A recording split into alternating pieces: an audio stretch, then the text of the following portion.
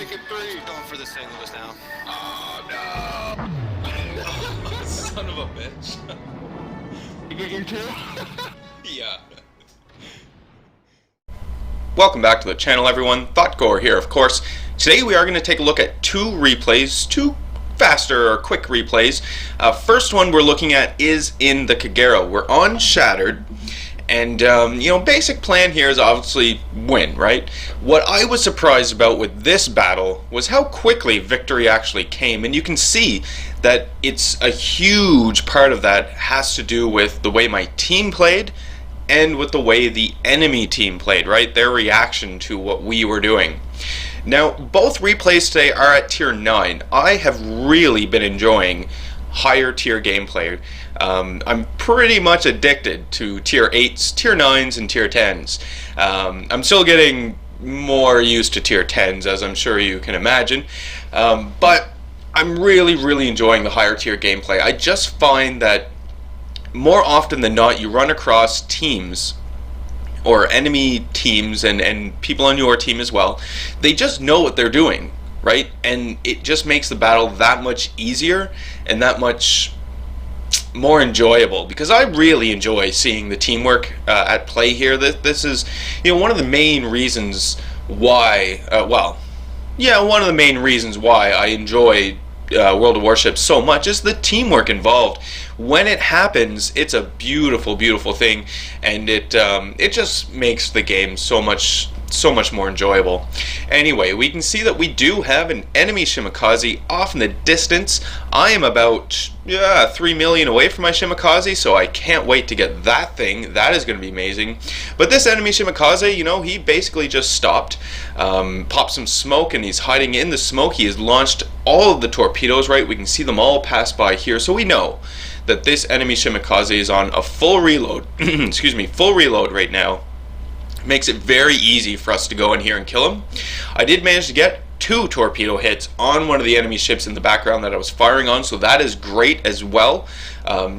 Take a bit of health off that person, and we're still moving towards the enemy Shimakaze.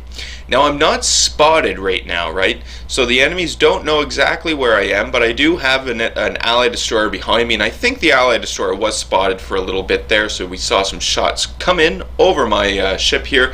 Didn't actually hit me, so that's great. Now, the torpedoes that had launched off, they are looking pretty good if that battleship just keeps staying where he's going. We're lining up on another enemy ship now as well. And again, we've talked about it before, but you can see here the value of cycling your 2 torpedoes, right? You get this, you get the option of being able to fire your torpedoes quicker, and it just makes life a little easier. Now, obviously, this replay is before the most recent patch, because I'm working through older replays here, but with the new patch, obviously, on the Thotgor, you can trade off your smoke for the ability, the one-time ability, to basically instantly reload your torpedoes, which is nice. I don't see a whole lot wrong with it. I haven't actually used it myself, though. I don't think I'm going to be using it on the Thotgor at all. Maybe if I'm just, speccing it differently and out to have a good time, maybe. But on the Hatsuharu, it's the same thing. You can do, you can get that ability on the Hatsuharu as well. Now, on the Hatsuharu, I might actually consider doing it. It's at tier 7.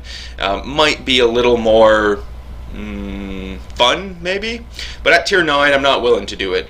I like the way that my Thotgor is set up now, and the only change that I want to make is, we discussed it in my previous videos, right? I need to go back and I need to retrain my Thotgor captain to give him the ability to get faster torpedoes with a shorter range, because there is nothing wrong with going from a 20-kilometer range to still over 15-kilometer range and having a 5-knot faster torpedo. So nothing wrong with that, so I need to go back and do that. Of course, this replay, those captain skills didn't even exist just yet, so yeah.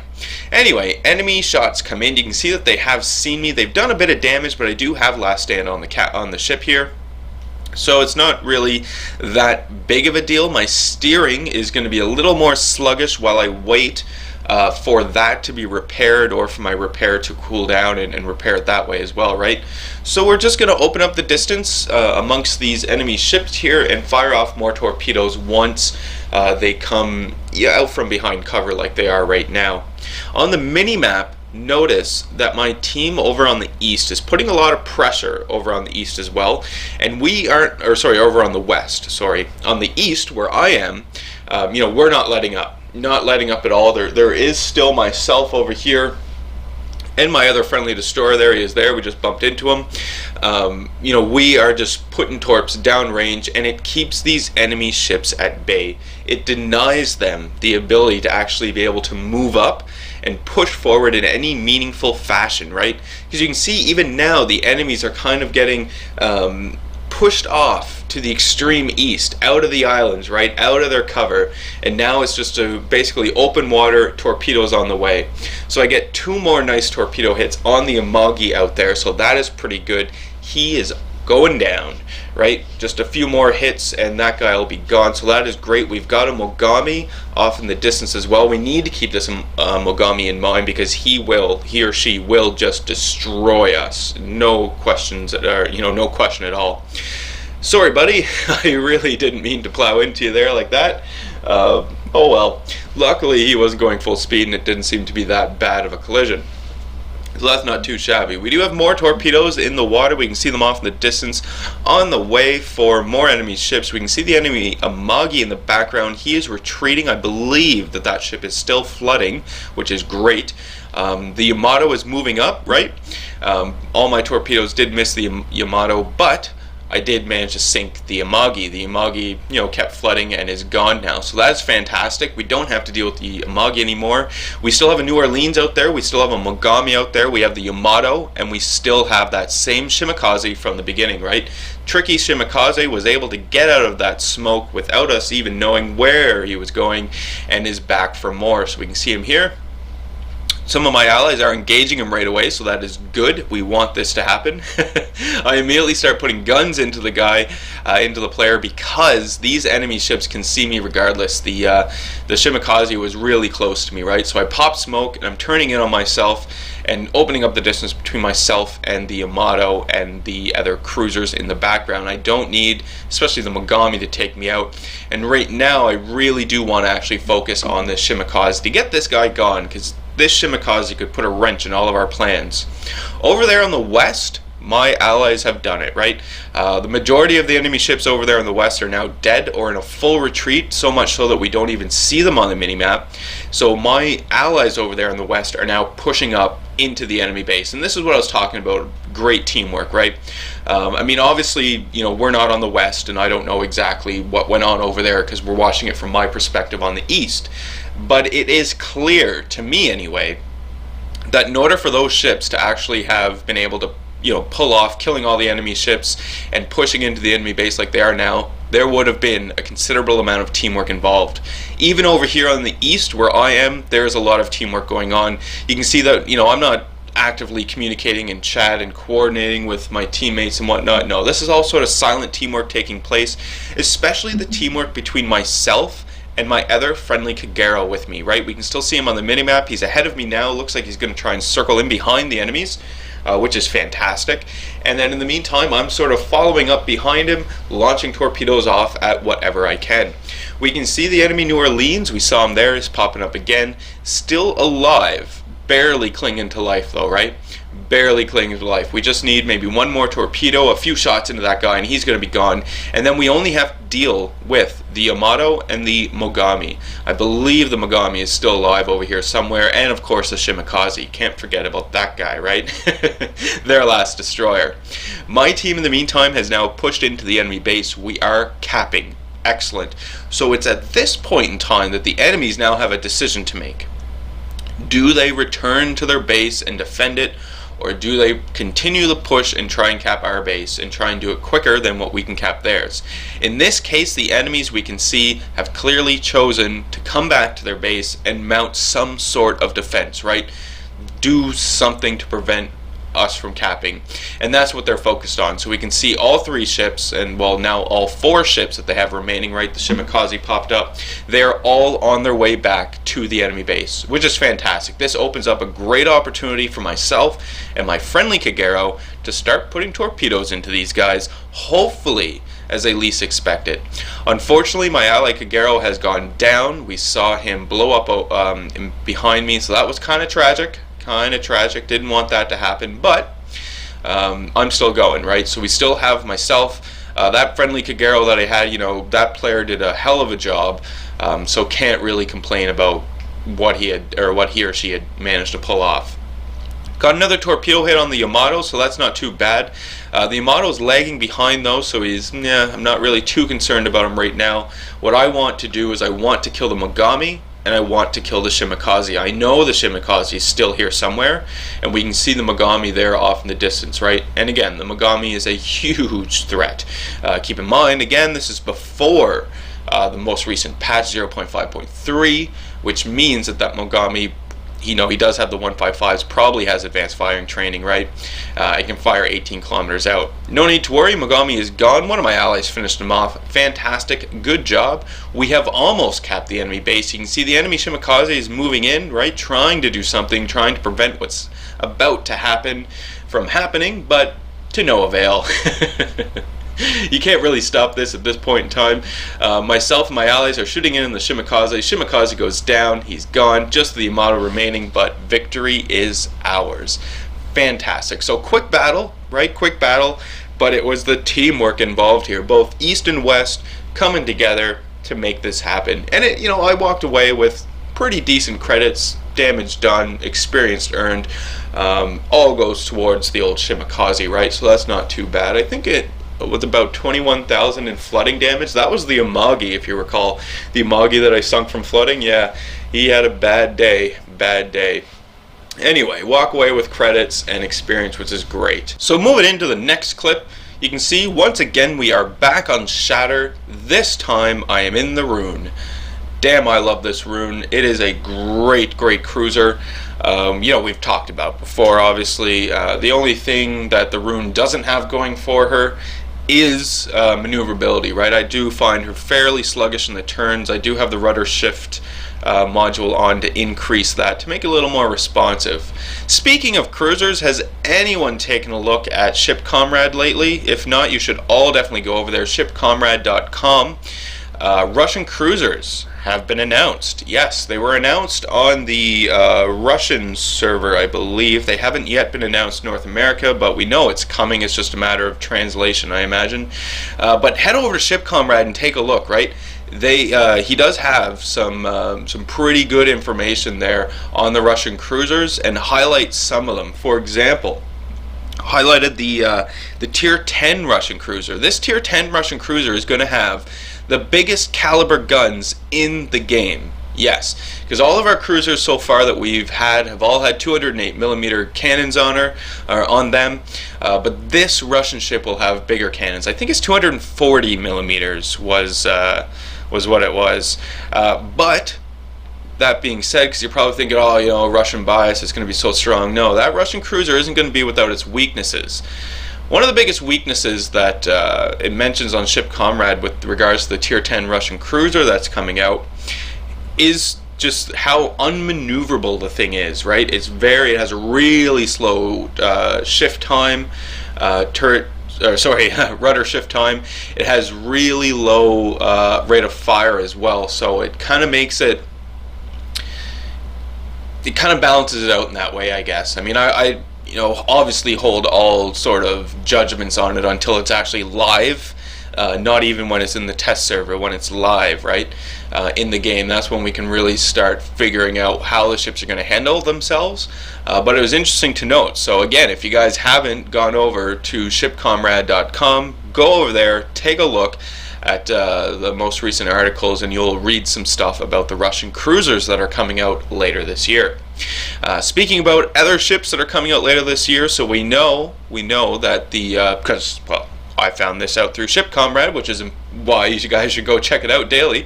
But anyway, that the German battleships are coming probably in August of this year, is what was reported on that website.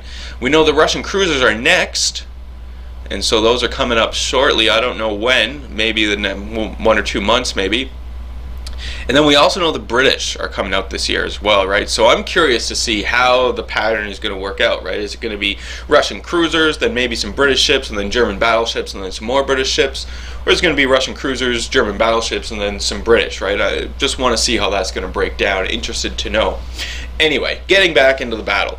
So it was decided early on here that we'd be focusing A and B. We're going to focus the west side in the middle of the map, leaving the east wide open for the enemies, right? And that's fine by me. The Roon, as great as of a ship as this is, can't really take many hits, so I'm fine with going over to the west, meeting up with heavier ships, right, and supporting them. Not a problem. We can see enemy ships in the background, right? I've got my armor piercing loaded and ready to go for as soon as I come out of cover. I want to pick a target and I want to start firing in on the target. We can see the range of the Roon really coming into play here. Unfortunately, just couldn't get over the mountain though, right? The range on the Roon isn't too bad. I really enjoy it anyway. I know it's not as doesn't have the range that maybe some of the other cruisers do, but keep in mind you can actually get a spotter plane on this thing, and that's going to increase your range significantly. I don't use the spotter plane because I'm happy with the range the way it is. I'd rather have a fighter plane on the ship to help me deal with any sort of enemy aircraft that might be around. The AA on the Roon isn't too bad. Definitely it's better now since the patch, right? If you can really spec it out and get it a lot better, but I'm still more concerned about the main guns on my Roon. That is the big weapon for me on the Roon, and that's what I look to actually upgrade. So unfortunately one of my allies, we can see him on the port side, has sunk. That kind of sucks, but whatever. I'm going to move into position here to take out this enemy Mogami here. At least that's the plan, to try and get this guy gone, so then we can move targets and focus on something else. There we go. Enemy Mogami is gone. Excellent. We can see an enemy battleship in the background. It's Yamato, I believe. Not really looking to tangle with this guy. Right? I'm gonna let him start firing on some other ships before before I start firing on him, because I do not want to become the center of attention for this Yamato. That Yamato will destroy me, right? It's obvious reasons. It's just gonna destroy. So shots go into the Yamato. I'm still firing armor piercing at him right now. Probably not the best choice, especially considering he's bow on. Lots of armor, but yeah, we'll keep the armor piercing going for now anyway. Now that we have more or less secured the west side here, it's just really the Yamato off in the distance. It's a good time and a good opportunity for my team to move in, start capping A, and that's exactly what they're doing or getting ready to do, right? I'm not looking to get too close into the cap zone, especially in this situation. I have destroyers, we can see them here, off in the distance. It's best for them to move in and cap rather than send in a cruiser and take the cap, because cruisers are great. I love my cruisers, we all know this, but they're not good at solo capping a point that is being contested or is under pressure by the enemies, right?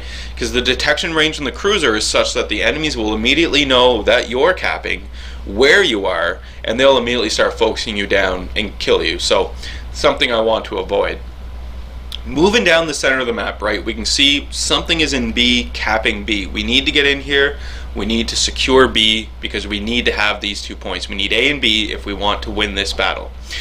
I don't know what is in the point right now, in this B point right now, and generally speaking as well, this is very risky. So when you're coming in to the little channels like this, I'm always on guard, right? I'm always ready to cut my speed, turn. I've got my acoustic sonar ability up and running just in case it's an enemy destroyer in here. I've got high explosive loaded as well just in case it's an enemy destroyer, because I expect it to be an enemy destroyer.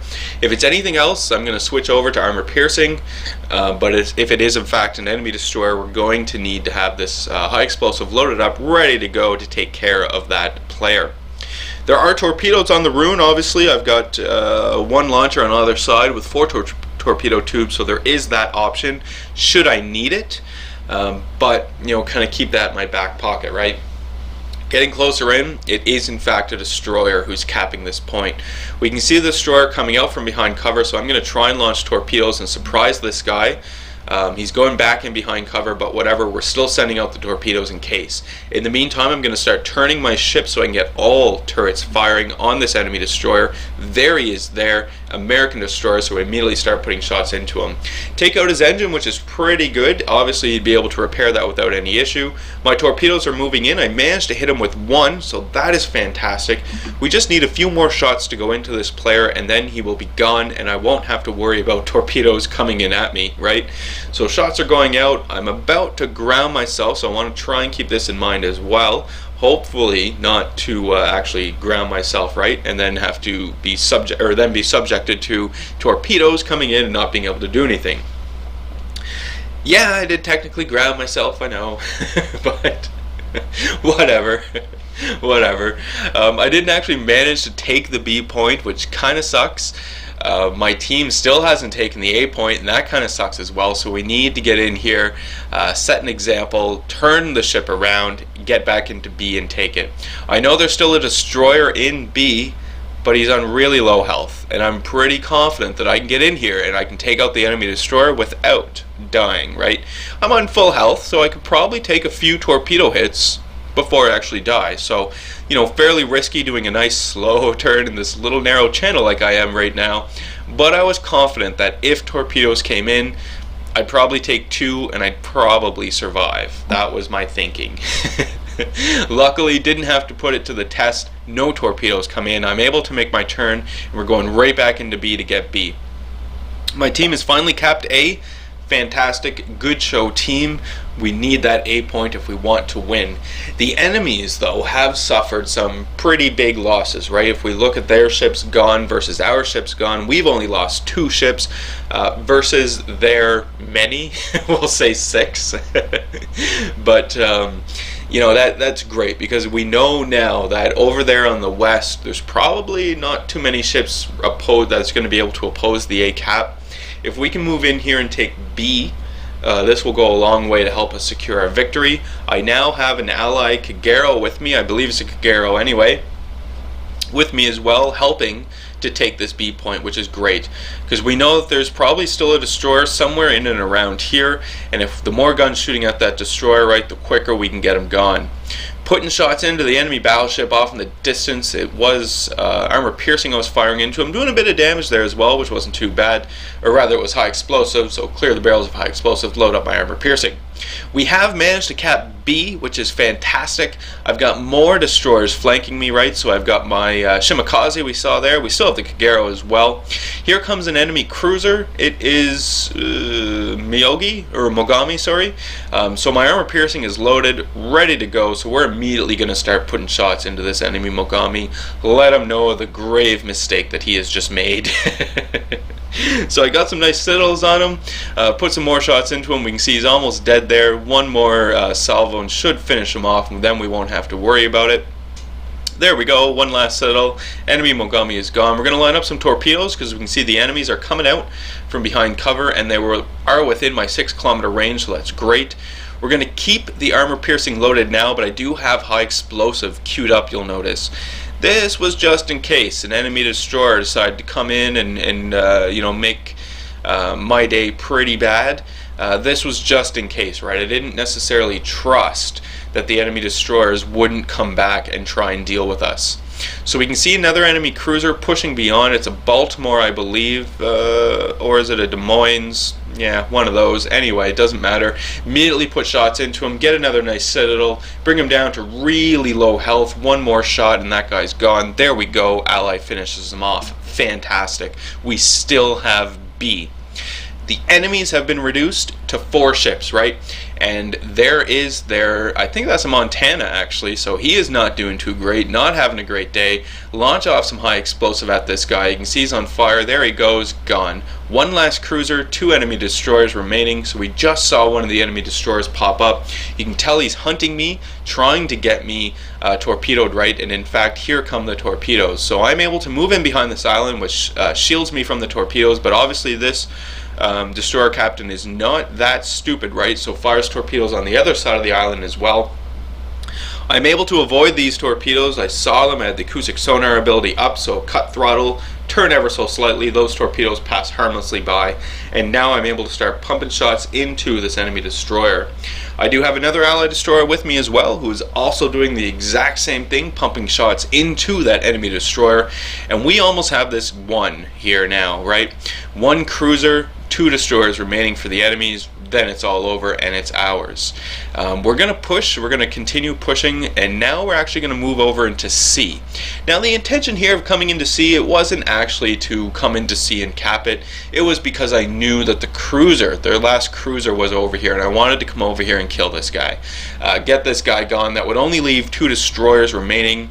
The cruisers, yeah, he's not necessarily at this point in time that big of a threat as much as an annoyance, right? Because the cruiser can rain in shells, keep us on fire, potentially go in and start capping one of our points, maybe prolonging the battle a little more.